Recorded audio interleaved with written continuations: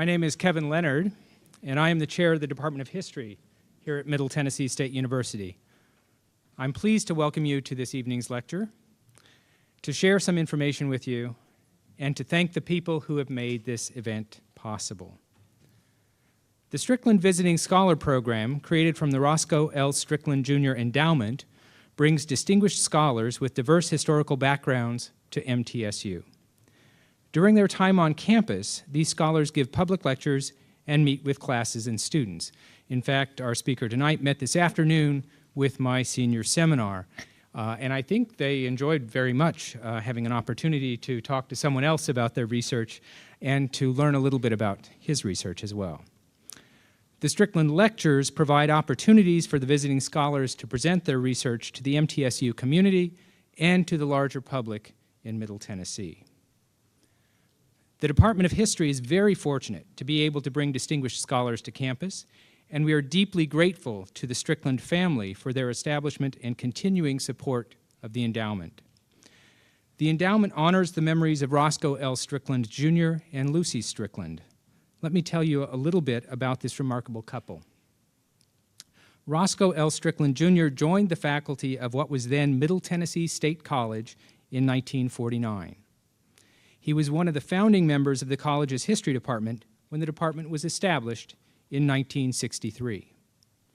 In 1966, he was elected the first president of the Faculty Senate at MTSU. Dr. Strickland left MTSU in 1972 to become president of Southern Seminary Junior College, which is now Southern Virginia University. After his death in 1997, his wife, Lucy Strickland, established the Roscoe L. Strickland Jr. Endowment for advancing the study of history. Mrs. Strickland, at one time also a faculty member at MTSU, was the first president of the Murfreesboro League of Women Voters. After the Stricklands moved to Virginia, she studied at the Law School of Washington and Lee University, graduating in 1976. When Lucy and Roscoe moved to North Carolina, she opened her own law practice. And in 1988, the Stricklands returned to Murfreesboro, and Mrs. Strickland continued and finished her law career with South and Beasley, and served on the MTSU Foundation Board from 1996 to 2002. She passed away in late 2009, and the family created a scholarship fund for the music department in her honor. Now, in addition to expressing gratitude to the Strickland family for their generous support, I want to thank the members of the Strickland Scholar Program Committee in the Department of History for their work in planning and executing Dr. Rogan's visit. Dr. Aliu Lee, Dr. Ashley Riley Sousa, and Dr. Molly Taylor Pileski all serve on that committee and have all done tremendous amounts of work to make this event happen. And I want to extend special thanks to Dr. Susan Myers-Shirk, whom you just saw up here, who is the committee chair. And she's devoted more hours than I can even imagine to planning for this event. All of the lawn signs you see around campus, all of the advertising on the radio and in the newspaper, all of that reflects Dr. Myers-Shirk's attention to detail and her deep commitment to the Strickland Scholars Program. Finally, events such as this cannot happen without the work of many administrative personnel and support staff. And I want to recognize here the people in Creative and Visual Services who designed the posters and advertising for the event, Blueprint Solutions, which printed them, the Aramark catering staff, production services, and audio-visual services who are recording tonight's lecture. Finally, I want to thank Tracy Ingram, an executive aide in the history department, who handles the paperwork involved in making certain that this event can happen. All of those people have really done the work to make this possible, and I want to thank them all.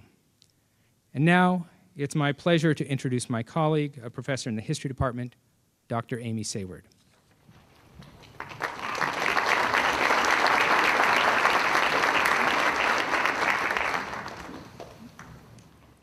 It's my great honor tonight to welcome Eugene Rogan to the MTSU campus to present this year's Strickland Scholar Lecture. I imagine that Roscoe Strickland would be very pleased indeed to know that we have a world-acclaimed historian visiting us from the University of Oxford this year for this program. In many ways, however, what has really caught my attention about Eugene Rogan is far less his many academic accolades, and they are many, but more so his passion for history and his absolute conviction that history can and should guide us as we move through life and as this generation faces and confronts new challenges. As an undergraduate at Columbia, Dr. Rogan took not a single history class, focusing instead on the very practical matter of getting a degree and getting a good job, where a lot of freshmen start when they go to college. But when he did start studying history, he realized immediately that he had now found a lifelong passion, and that passion has inspired his teaching and his writing ever since. I want to highlight just one of his several books that he wrote. He managed in one book to sum up 500 years of Arab history as a way of talking to regular people willing to read the book about the complex and long history of this group of people who have so shaped the 20th century and the 21st century and who are so misunderstood, seeing history as the key to understanding and moving forward. Not only did that book become an international bestseller, it was so important it's been translated into 10 different languages, reaching people around the globe. And to maintain its usefulness to that international population, he also has recently updated the epilogue to help people understand why the Arab Spring that bloomed with such promise withered so quickly. And when I asked about his plans for his next book, he said that he is going to write a book about the reconstruction of Damascus, Syria after 1860, so that the Syrian people could learn from and be inspired by that history as they begin the daunting challenge of rebuilding their country. It is my great pleasure to introduce Dr. Eugene Rogan, and I look forward to his sharing his passion and his commitment to history with all of you.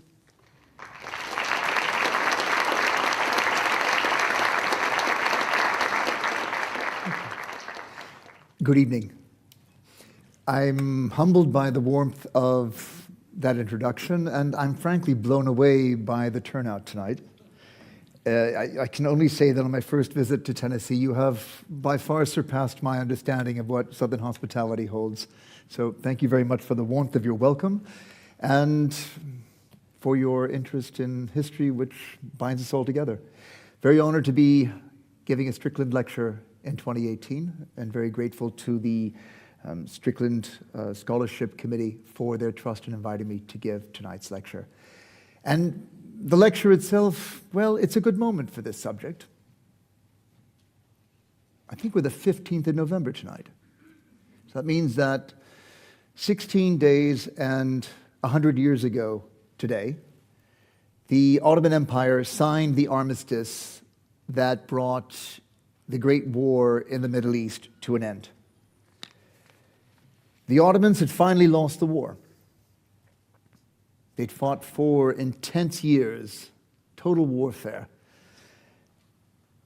It was a catastrophe, but it wasn't unprecedented. I mean, the Ottomans had been fighting and losing wars for centuries, certainly since 1699, before they finally came to the end of the Great War.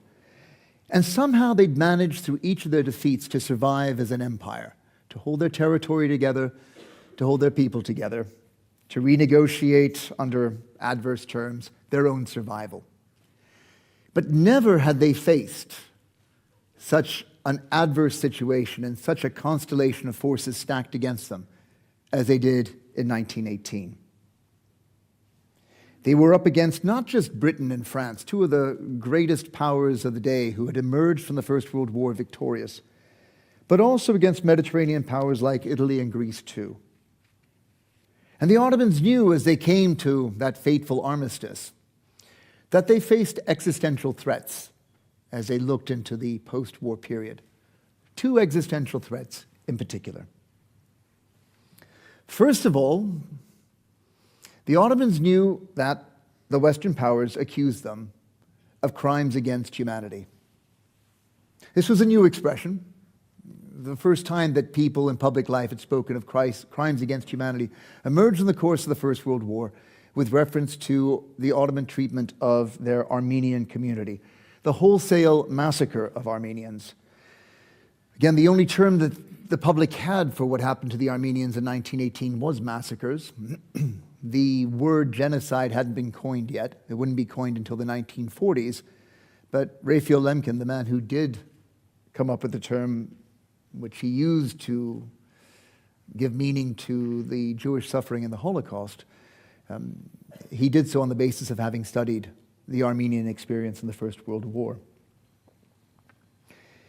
So the Western powers held the Ottoman Empire responsible for crimes committed against their Armenian minority community that, though they occurred in a place very far from the world's eye in eastern Turkey and eastern Anatolia, had nonetheless been reported on and observed at close hand, not least by the Americans in the Ottoman Empire.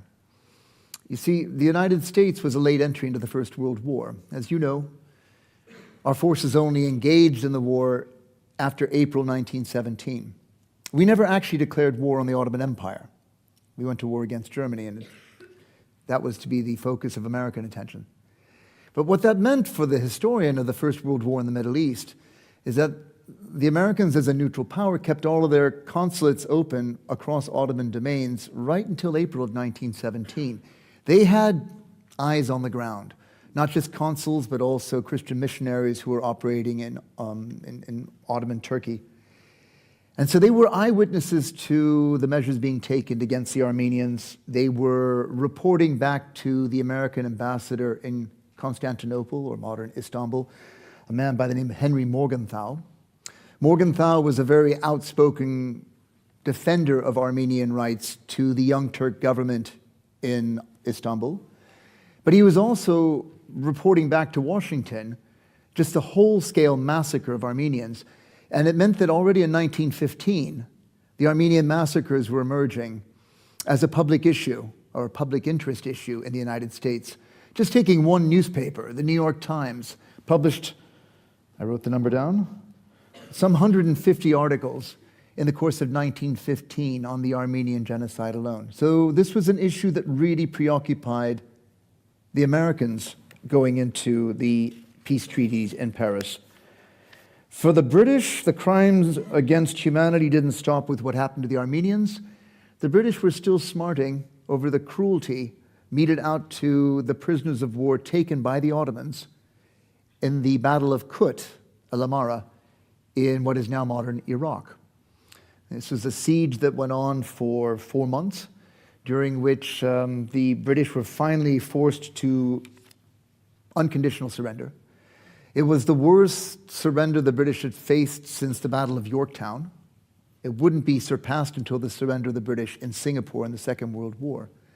But some 13,000 officers and men went into prisoner of war camps under Ottoman control, and the Ottomans marched the larger part of the British POWs to their deaths across the Syrian desert under conditions that were very reminiscent of what the Armenians had survived. So you had public opinion across the victorious powers very much turned against the Ottoman Empire for their crimes against humanity, against the Armenians, against prisoners of war. And the Ottomans knew that the great powers, when it came to the peace process and the peace congress that was being convened in Paris, would be out to deliver the Ottomans exemplary punishment. So that was their first existential threat as they signed their armistice.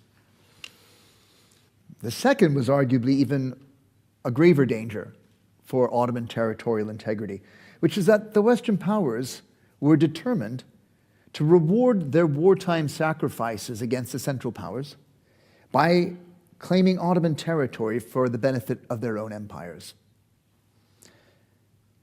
Now, the Ottomans knew this because it had been made public in the course of 1917. See, after the Russian Revolution and the Bolshevik seizure of power, those most radical of Russian revolutionaries did everything they could to discredit the way the Tsar's government had conducted business in the pre-revolutionary age. That meant going to the Foreign Office in Moscow or in St. Petersburg and taking all of the papers that represented the secret agreements the Tsar's government had concluded and making them public. If you like, it was the Bolshevik equivalent of WikiLeaks.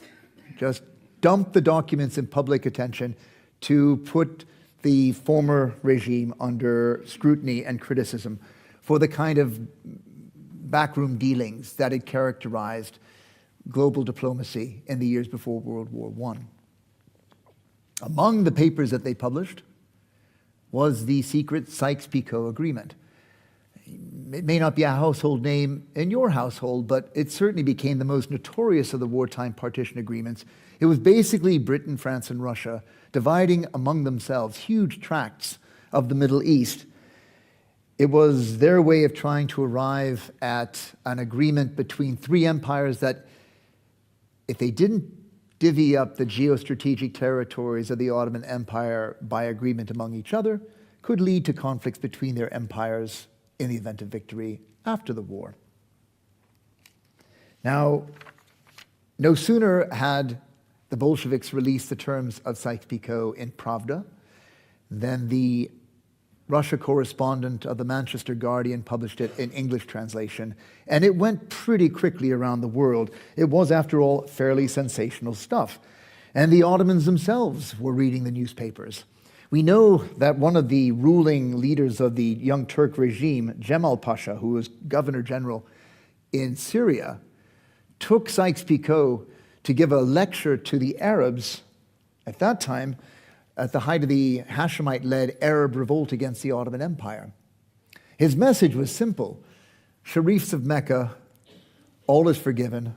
Come back to the Ottoman Empire. You've been totally duped by your British allies. They've promised you that if you make war against the Ottoman Empire, they're going to give you an Arab kingdom. But we now have seen, published in the newspapers, that they're promising all the land they offered you to each other.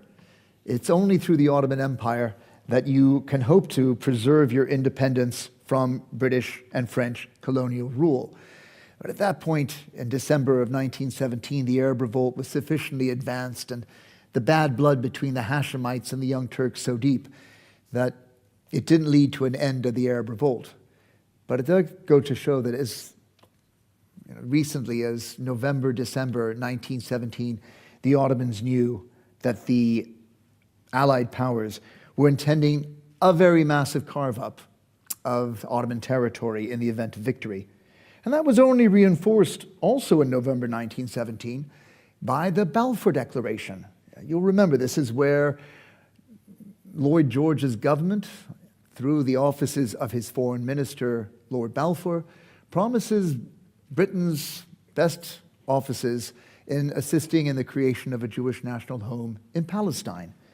Unlike Sykes-Picot, which was a secret agreement, the Balfour Declaration went straight to the Jewish Chronicle, and from that newspaper became public knowledge in all the press of the world that basically the British were promising Palestine to create a Jewish national home. So the challenge for the Ottomans, knowing full well, as they signed the armistice, that they face these two existential threats: exemplary punishment for crimes against humanity and the imminent threat of an Entente carve-up of their territory. They had to find a way to contain the damage from the Armenian genocide and to preserve their territorial integrity against the Entente's claims by using the Paris Peace Conference to try and gain the time to preserve their empire. And without giving away the end of my lecture, I can say without spoiler alert that they failed. This is why we talk about the fall of the Ottomans. But what resulted was the modern Middle East, through what have proven to be quite enduring boundaries that have engendered quite enduring conflicts.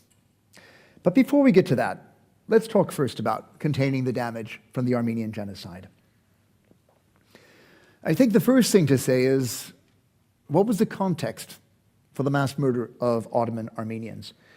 The Armenians basically were a Christian community who had come under the patronage and support of Russia. This dating back to the 1870s.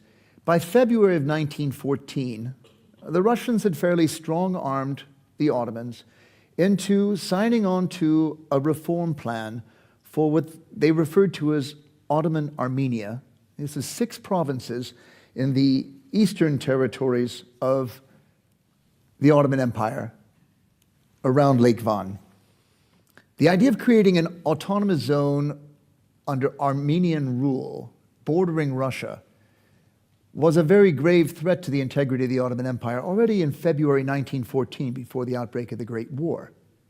The problems with this plan were, one, in those 6 provinces, where you could say you had the largest concentration of Armenians, in not one of the provinces did Armenians represent the majority of the population. So you were talking about a political situation that Russia had forced the Ottomans to sign on to, that was going to deliver a Muslim majority population to come under the minority Armenian community's autonomous government. And secondly, it was quite clear this territory abutting Russian Empire, that this was a way for Russia, a long-standing enemy of the Ottoman Empire, to increase its influence into Ottoman domains in a way which obviously was not in Ottoman interest. This meant that the Armenians, even before the outbreak of the First World War, had come to be perceived by the Ottoman government as a sort of fifth column. With the outbreak of the war, and with the Ottoman entry into the war at the end of October, beginning November 1914, one of the first campaigns the Ottomans launched was to try and encircle a Russian army in the Caucasus in the depth of winter. This was over Christmas 1914, New Year's 1915, in which the Ottoman Third Army was more or less destroyed. Of the 110,000 that marched out to battle, no more than 35,000 came home. It left the Ottomans on that crucial Caucasus frontier extremely vulnerable to the Russians. They really didn't have an army they could put up to defend their territory against the Russians. And this is the same territory inhabited by the Armenians. When the Armenians followed up with an uprising around Lake Van in April of 1915, in which the Russians soon intervened to protect Armenians, and further measures taken by Armenian nationalists, the Ottomans began a series of deportations. It started on the 24th of April 1915, where they pretty much decapitated the Armenian community of Istanbul by taking 250 of the leading intellectuals out of the city in the middle of the night and putting them into exile. Most of them would never come home. Most of them would be put on to death marches from which they would not return. But the Ottomans found themselves on the eve of the Gallipoli campaign. The Gallipoli landings were just the next day, the 25th of April, with a threat to the west, the mobilizing of British and French fleets and soldiers around the Dardanelles, and in the east, with an uprising in Van and no army to protect the Caucasus against Russians. And it's at that point they begin to initiate deportations and mass murder. This is done as a matter of law initially. On the 26th of May 1915, the Ottoman Parliament passes the deportation law. And this is a part of the Armenian genocide that is a matter of public knowledge. There's enough documentation to show how the deportation law was carried out. It called for the relocation of all Armenians from those Caucasus provinces in the border zone with Russia. And basically, Ottoman authorities posted notices in central squares and on the doors of mosques and churches and municipalities, calling for the Armenian communities to assemble in the central squares of all villages for relocation away from the front. They were to bring only such property as they needed to survive on, leave everything else behind, assemble and march. That much was in writing.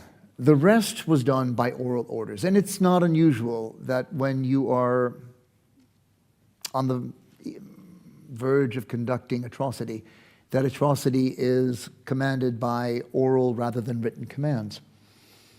But the oral orders were for the separation of men and boys 12 and older to be marched separately from the women. They were taken to the outskirts of their towns and villages where they were killed before going any further.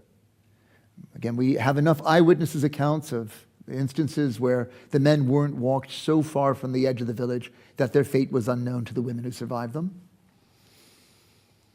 Then the women and the elderly and children would be marched under armed guard.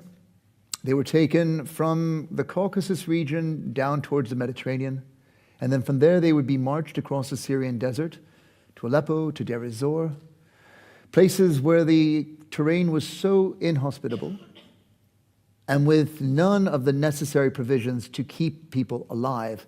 The intentions could only have been to march people to their deaths. And indeed, this is what happened.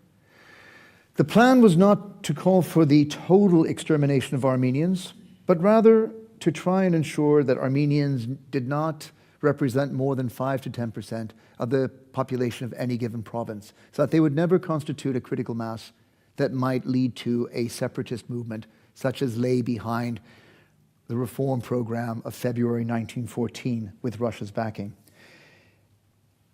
Not wholesale destruction of a community, but if you do the math and you try and reduce a people to 5 to 10% of the population, it can only be achieved by murderous means. Death marches of surviving women through the Syrian desert left, from a low estimate, 600,000, from a high estimate, as many as 2 million.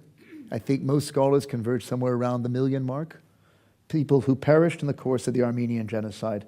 And as I said, so much of this is a matter of public record from eyewitnesses on the ground, and none more influential than the U.S. consuls and missionaries, whose reports, as I said, were fed to their embassy in Istanbul, Ambassador Morgenthau feeding it back to a press in the United States, and, well, the public call for assisting the Armenians really dates from 1915 forward.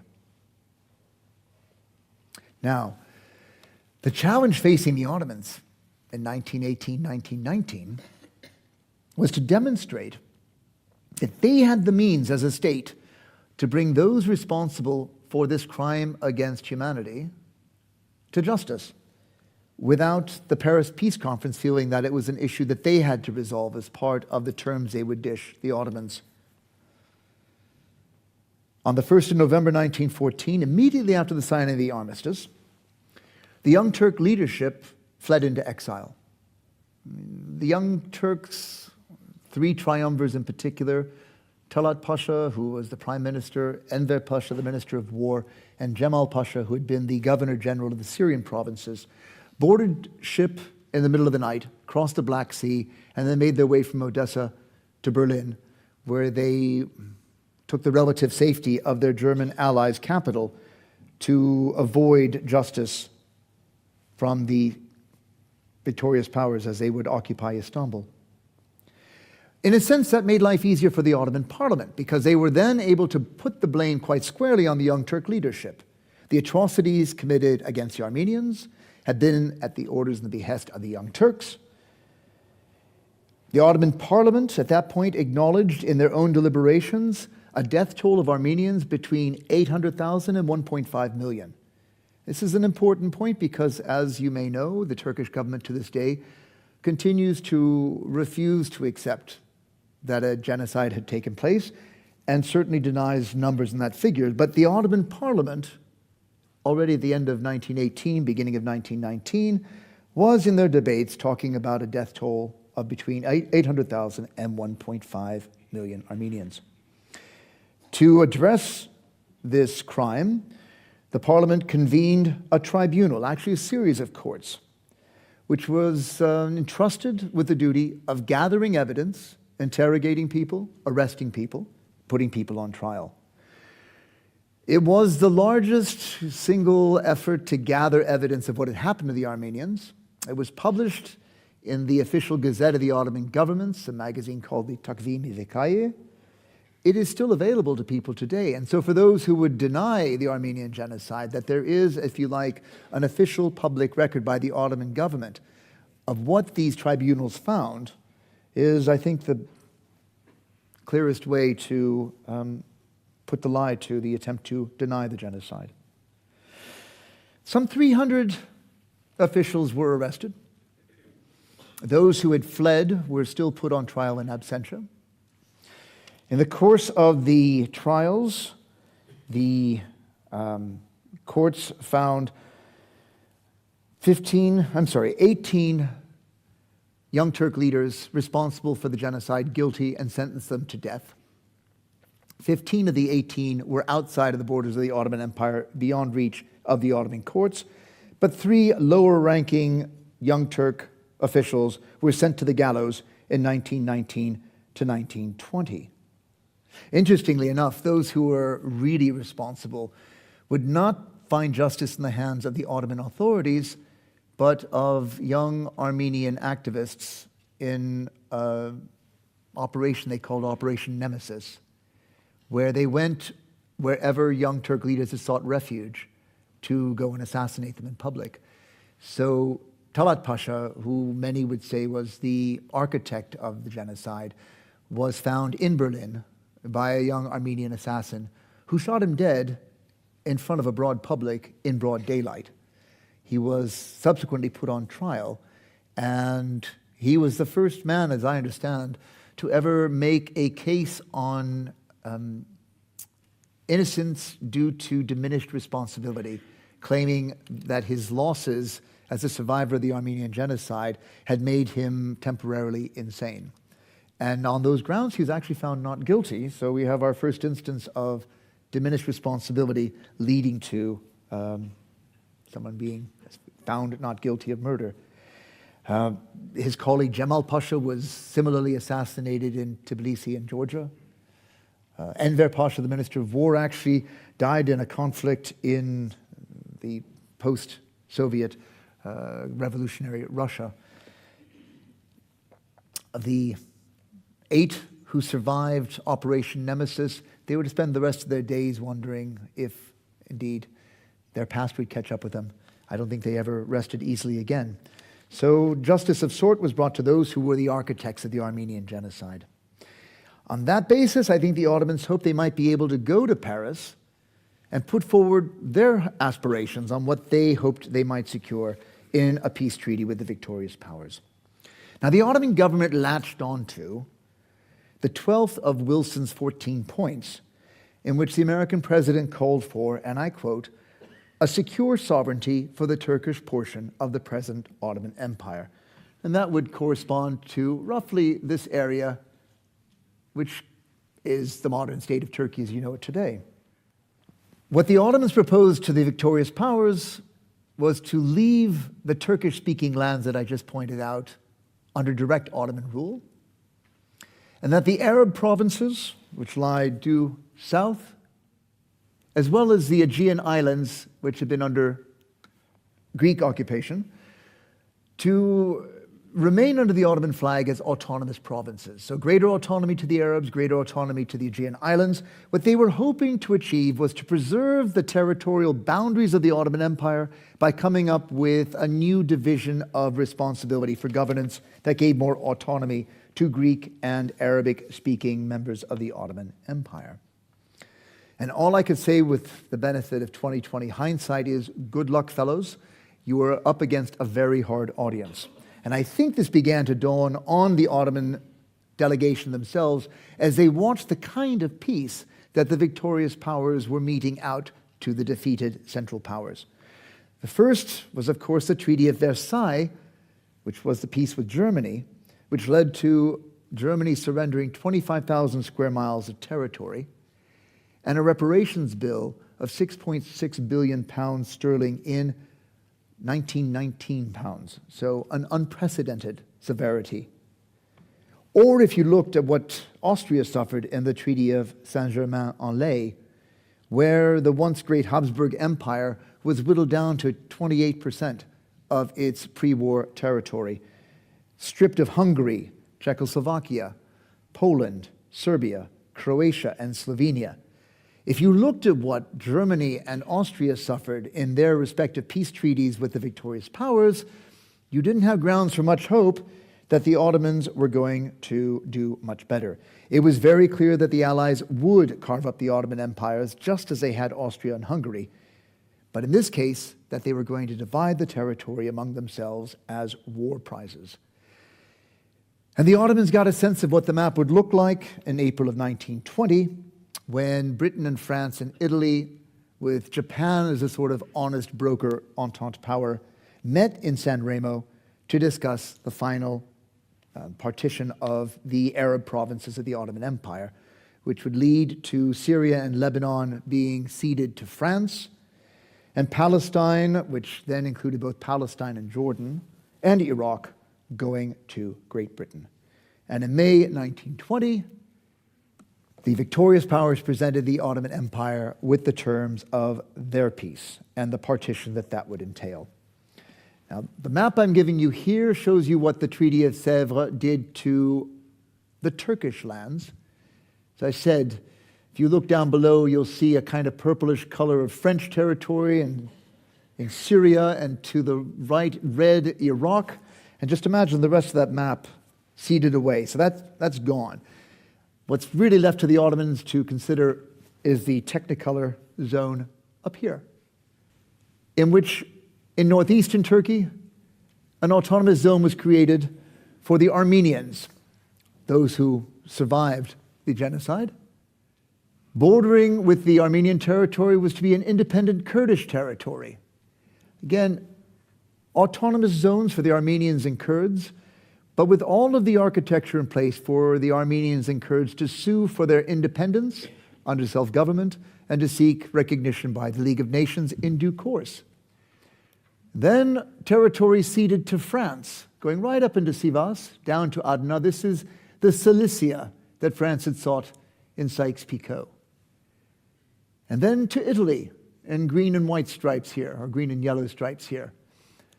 Most of the remainder of the coastline of the Mediterranean, not to forget what goes to Greece, around Izmir or Smyrna, as well as the territory in Thrace that had survived under Ottoman rule.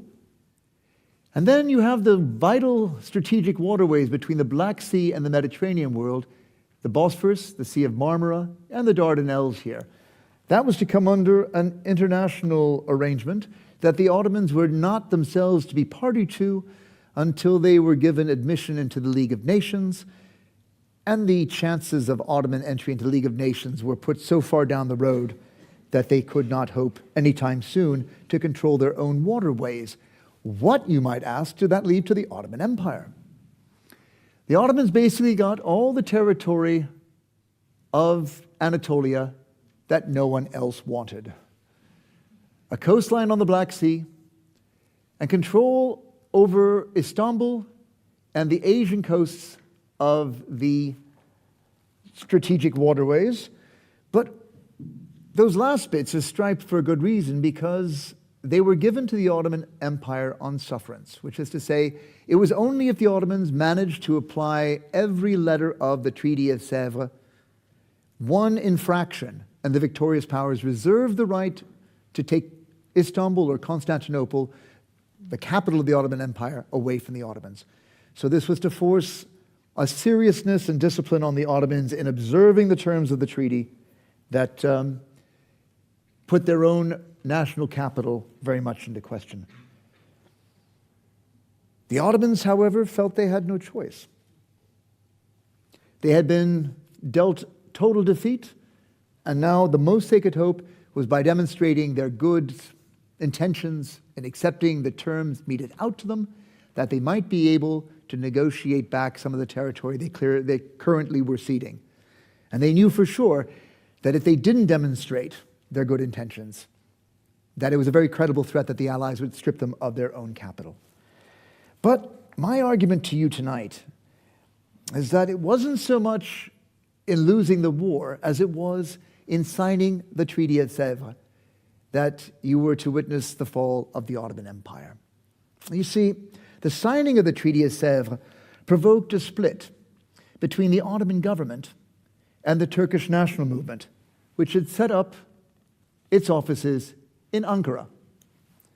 Headed by the hero of Gallipoli, Mustafa Kemal Pasha, the later Ataturk, who had been sent to Anatolia to oversee the demobilization of Ottoman troops in line with the terms of the armistice. Mustafa Kemal, instead of demobilizing the troops, assembled them into a military force that responded to his commands over those of the government in Istanbul because they saw him as the ultimate Ottoman patriot. And indeed, Mustafa Kemal had the total support of the Ottoman parliament. When the Kemalist movement in Ankara issued a national charter that declared these Turkish lands an indivisible whole, not susceptible to partition, it was the last act of the Ottoman parliament before it was dissolved to adopt that national charter. So you had, if you like, total agreement between Ottoman nationalists to side with the Turkish nationalist movement in Ankara. When the Ottoman government signed the Treaty of Sèvres, they put themselves on a collision course with that nationalist movement. Again, I pity the Ottomans. They knew that if they didn't demonstrate that they were completely complying with the terms of the treaty, they stood the very real risk of losing their capital city. But from the Kemalist point of view, by signing the Treaty of Sèvres and allowing this partition of Turkish Anatolian land, that indivisible whole, they were guilty of treason. The Ottomans found Mustafa Kemal guilty of treason. They sentenced him to death in absentia. Mustafa Kemal and his army went to war against all of the invaders who wanted to fulfill this Technicolor partition plan and against the Ottoman government that had signed it. By 1922, the Kemalists had succeeded. They had defeated every single one of the occupying powers. To be honest, the Armenians were never in a position to defend this territory. The Kurds had not yet really defined themselves in separate nationalist terms to be seeking a territory here. This was really more of a British idea to create a buffer state to keep Russia not bordering territories that Britain and France wanted to rule in the Arab lands. The French made no attempt to try and put troops on the ground to retain the territory ceded to them, and the same was true for the Italians. Really, the government in Ankara found that it was in driving the Greeks out of this territory that they had their real fight in what they now call their War of National Independence. And by 1922, they had succeeded. They had succeeded in driving the last of the Greek forces out of the territory from Izmir. And on the 11th of October 1922, signed an armistice that really brought to an end what had been 11 years of nonstop warfare for the Turks.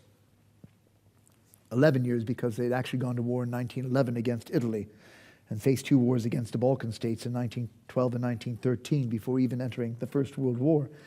Remarkable what the war-weary Turks had been able to achieve by October 1922. The armistice signed, the war at an end. On the 1st of November, the Turkish National Assembly abolished the Ottoman Sultanate. You see what I mean? It was signing the peace that leads to the fall of the Ottomans.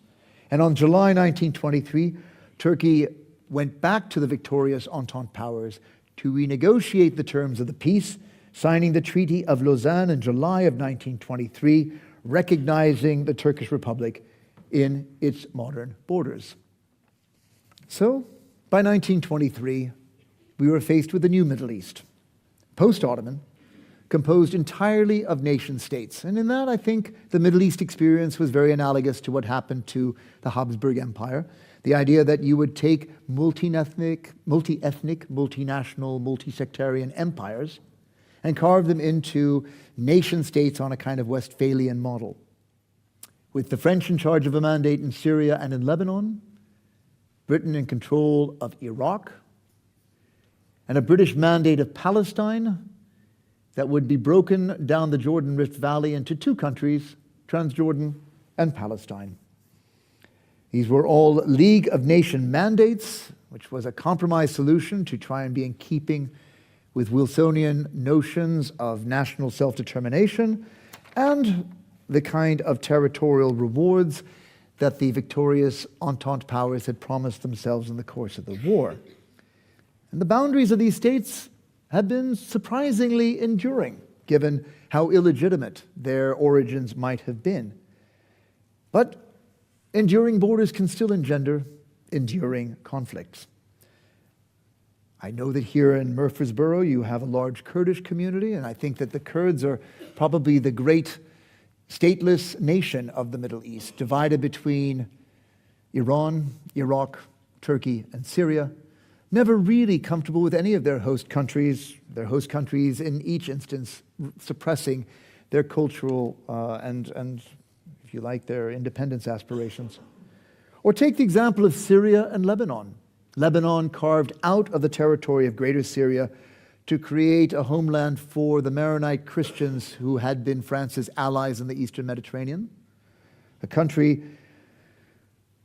whose shaping was to make it a scene of civil conflict right through the 20th century because the territory conceded to the Maronites included so many other communities. And the difference in demographic growth meant that within 10 years of the creation of Lebanon, Christians were already outnumbered by Muslims in the territory of Lebanon. But with its very strict confessional system of government, which gives office according to religious community, the only way the Lebanese have ever been able to redress the balance of power in politics was to resort to war. This legacy of French rule coming out of the First World War was to condemn Lebanon to a kind of political dysfunctionality that still makes it an ungovernable country today. And indeed, Syria was never reconciled to Lebanon's separation. And if you want evidence of that, one need only think about the near 30 years of Syrian occupation of Lebanon at the height of the Lebanese Civil War from 1976 until a good 15 years after the conclusion of that conflict, where Syrian troops on the ground had pretty much reduced Lebanon to a vassal state.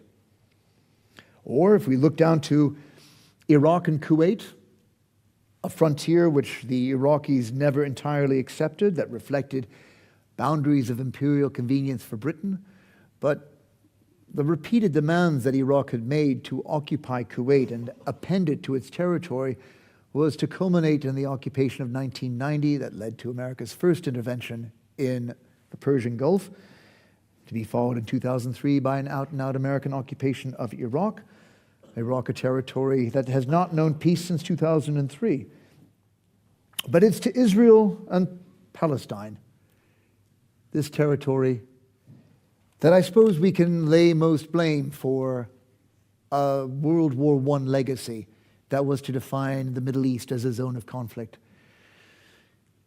In promising the British government's best office to create a Jewish national home in Palestine, Lord Balfour was to set in motion rival and incompatible national movements, Zionist and Palestinian Arab, that was to turn the Middle East into a zone of conflict with four major wars: the 1948 Palestine War, the 1956 war, the 1967 June War, which led to the occupation of Sinai, West Bank, Golan, Gaza Strip, and the 1973 war, as well as many subsequent wars between Israel and its neighbors, Lebanon or the Gaza Strip. Israel and Palestine, probably more than any conflict, has left the Middle East looking like a war zone for most of the past 100 years since the end of the First World War. So as we look back to the significance of an armistice signed 16 and 100 years ago today, it is a legacy that leaves the Middle East more influenced by the First World War than perhaps any part of the globe today. Thank you.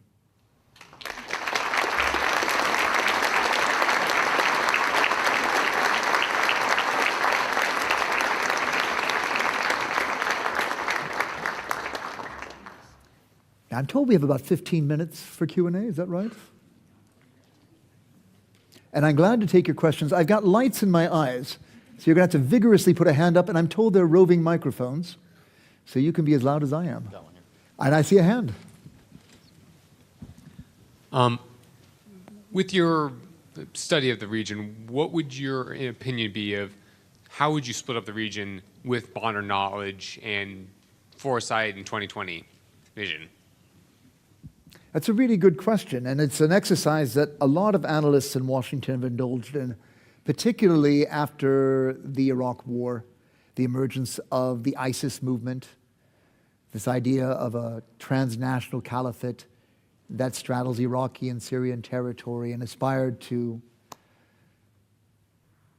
broader horizons.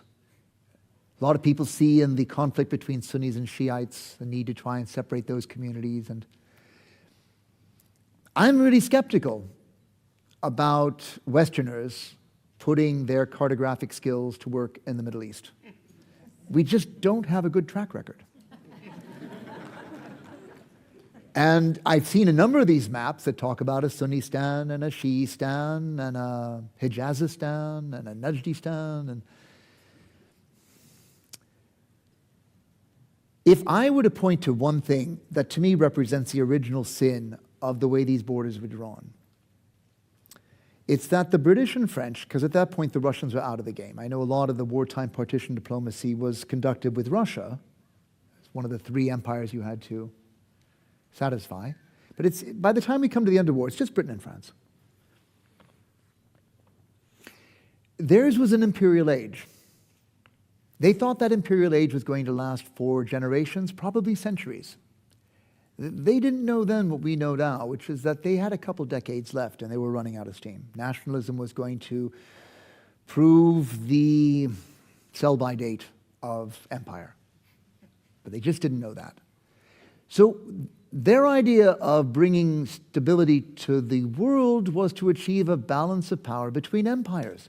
But they didn't think about the Middle East as a kind of distinct region the way we do now. They wouldn't have talked about the Middle East.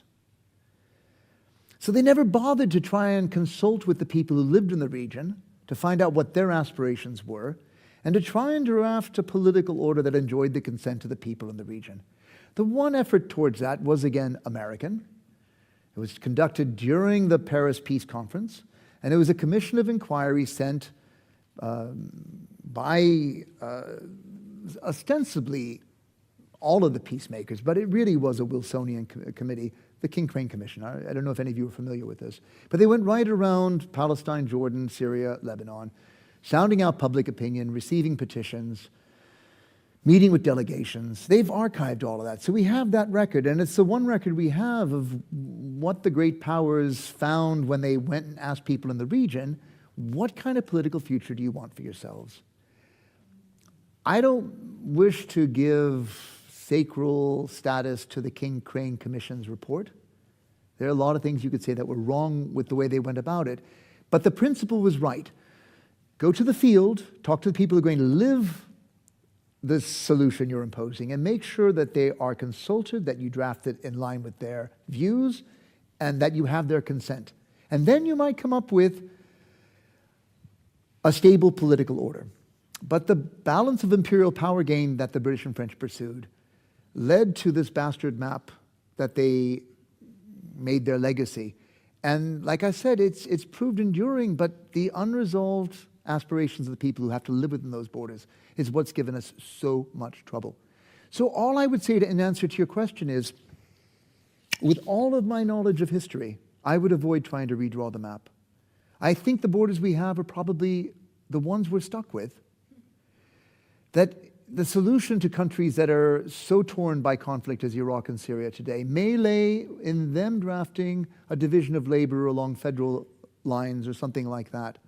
But I just worry that if we were to try and, let us say, break up Iraq today, we would be drawing the boundaries that would be the next front lines of the next wars that would rock the country.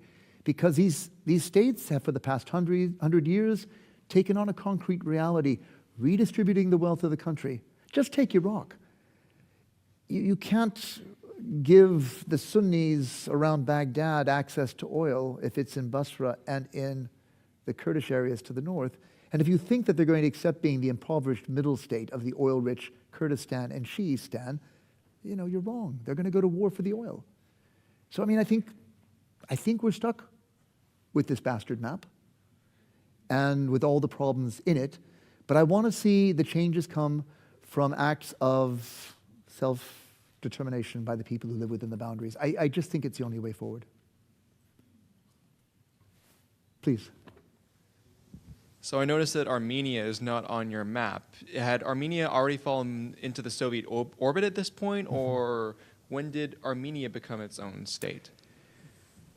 The Russians had already, through their annexation of Ottoman territory in 1878, come into possession of a large part of Armenian territory, which, based around Yerevan, gave rise to what becomes a Soviet republic under the USSR. And so you have an Armenian republic that is the basis of today's Armenian Republic and was preserved in Soviet times. So in terms of, the independent Republic of Turkey, to be honest, in the territory that had been allocated in the Treaty of Sèvres to the Armenians to create an autonomous zone, there simply was no longer demography. I mean, it's there where we see the genocide having been at its most thorough. And because of the ensuing conflicts and the hardships that followed the First World War right up until 1922, it wasn't a place where civilians would willingly go back to try and resettle their old farmsteads or whatnot. So the survivors of the genocide, were not drawn back in large numbers to Turkey, which is part of the reasons why the Kemalists were able to put an end to that part of the Treaty of Sèvres with very little resistance. But yes, I mean, to the extent that the Armenians were to realize independent statehood, it would first be as a Soviet republic, and then after the collapse of the Soviet Union by the republic based around Yerevan. Right in the back. So how do you think your research and this information could help the current situation in the Middle East? Well, I think what this kind of research helps us do is come to terms with the past and learn from it to avoid making historic mistakes. I usually get a question about history repeating itself from somebody in the audience, and being pedantic, as a historian can be, I was, oh, no, history never repeats itself. But people who don't read history repeat mistakes. And leaders that don't read history, they will lead their countries into mistakes. One of the lessons I would want to take from this was in response to the first question. It's really don't try and impose solutions from the outside, but work with the people on the ground. Find out what works on the ground, build on that. Whatever has been a working system is a strength. And then if there are improvements or reforms you want to add to it, do it with the opt-in, the consent of the peoples involved. Going beyond history, one of the hardest parts in writing The Fall of the Ottomans for me was writing about the Armenian genocide. I first encountered the Armenian genocide as a kid living in Lebanon. I'd not encountered Armenians before. We lived in a suburb just above the village of Antilyas, which is where the Armenian Patriarchate in Lebanon is based. And it's a very impressive building, there's chapels there, and I went in one time as a tourist to look around and was completely fascinated by a chapel, the interior of which was entirely decorated in bones. Like all the walls and the altar, it was skulls and bones everywhere. Well, with the kids' morbid fascination for skulls and crossbones, I needed to know the story. And I was told that these were all bones that had been recovered from the Syrian desert. And all I knew was that was really bad for tourism to the Syrian desert. I had no idea what had happened to these people. Of course, with time you find out, but it's been such a charged political field. Armenian activists, Turkish denial, I've kind of avoided getting drawn into it. But if you were going to write a history of the Ottoman First World War, this was the single greatest instance of civilian suffering. Had to be addressed. I'm very fond of Turkey. It's a country I've researched in, I've gone to. I'm very aware of their sensitivities on the issue. And I felt like I was burning bridges. But I felt it was a subject you had to deal with. And to be honest, a lot of the most critical things I've said have come through the work of Turkish scholars. That source I was telling you about, the official record of the courts from 1919, 1920, it's Turkish scholars who have been reading through that and publishing what they tell us, and going to the Ottoman archives to find the other material. And so it's almost an act of solidarity with very courageous Turkish scholars that I think those of us in much more secure positions in the West should be addressing what is the most credible explanation for what happened in 1915 and onwards. But I wondered whether I was burning bridges. And it was quite revealing when I was actually invited to give a lecture in Ankara on the Armenian genocide. Okay, something's changing here. And maybe having a book like this, making it more normal to talk about what happened as a genocide with a context, in a book that's otherwise quite respectful to the Ottoman war effort, is something that Turks can take to heart as a narrative that they can accept for addressing and moving beyond their history. It's been translated in Turkish now, and the translators were very true to everything I wrote about the Armenian genocide. So, it's out there. In these ways, I think that, yes, if you take a painful, difficult history and you can write about it in a way which is respectful to all parties involved, then hopefully you can use history as a way of bridging between communities and building understanding. And I think that's also part of moving beyond what has been taboo in history or has held us back. I can see a hand over here. My question is, when did the presence of oil started to play a key role in the conflict? Very good question. And oil does usually crop up in discussions about the Middle East. You could say that oil imposed itself on the Allied war effort from the opening days after the Ottoman entry. The first thing the British did after the Ottomans entered the war around the 1st of November 1914 was to send a detachment of soldiers up the Shatt al-Arab, which is the waterway that separates Persia from the Ottoman Empire or Iran from Iraq, to seize Abadan Island, which was a refinery and an oil storage area for the Anglo-Iranian oil company. The Ahvaz oil fields of Iran come down to the Shatt al-Arab, and the British were very concerned to ensure that those oil resources did not fall in the hands of the Ottomans or their German allies. And most people will point out that already in 1906, the Royal Navy had shifted from coal to oil power. So all the dreadnoughts and super dreadnoughts that had been built after 1906, most of the major ships of the line used in the First World War, were oil-powered ships.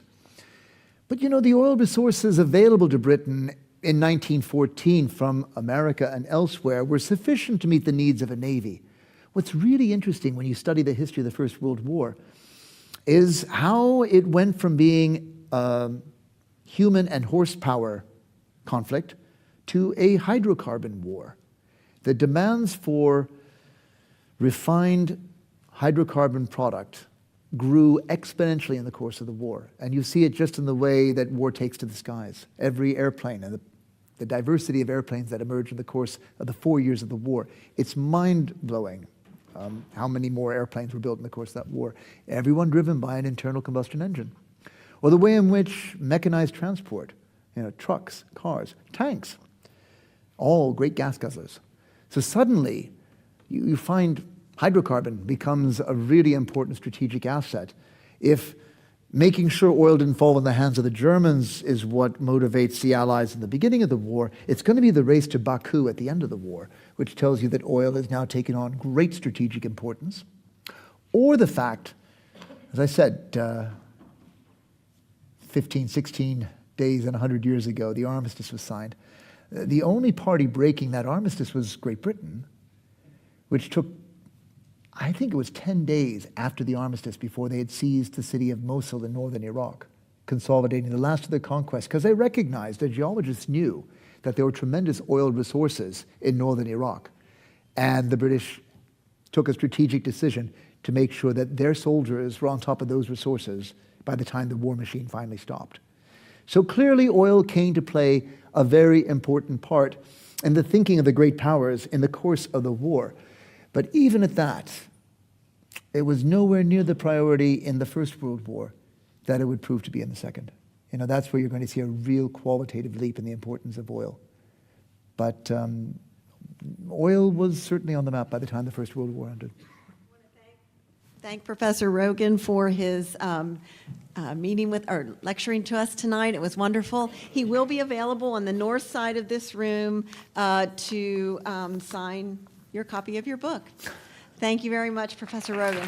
Thank you all very much. Thank you. Thank you.